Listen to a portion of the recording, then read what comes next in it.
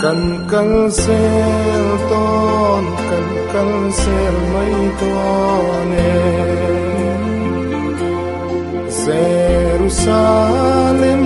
khopui moi pani kan sel ton o Iswa thi san lu asil phai kani Khovel hia an sathiam silo kalal ma na thu hi ka chan dam tu min swai zelam che Tanara do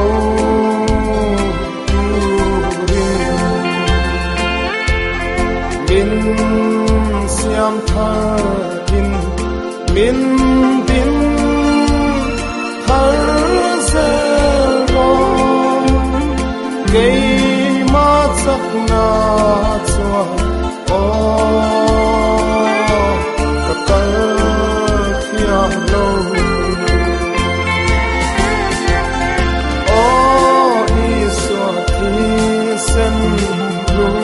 Asil pai kani Khovel an sathiam silo kalal ma nai na thu hi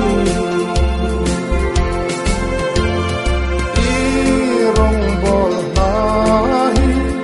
kan thang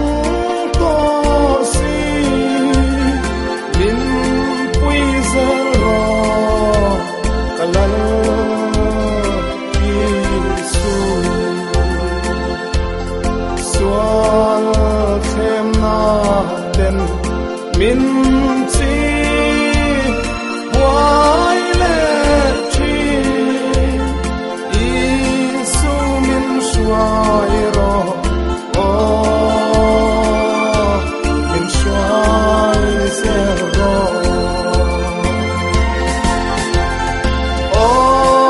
Isu ki sen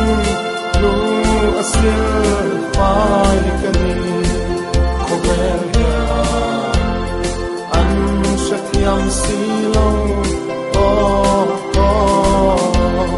kalal ma nai na thu hi lei she ram kan tel hun na chua lei nun lai lo bin kan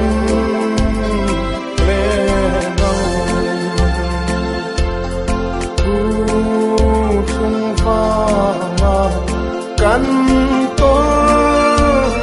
na sung te a bo to ang kalal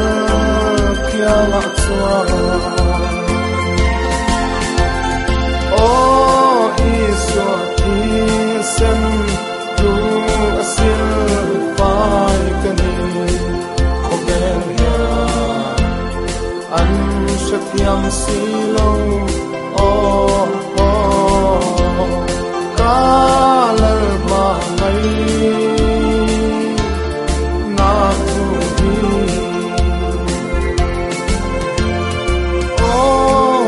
Iswa hera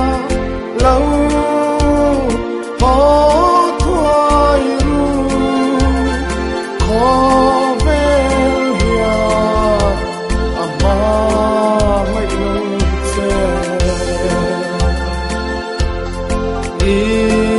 Iswa Kristan ama ngai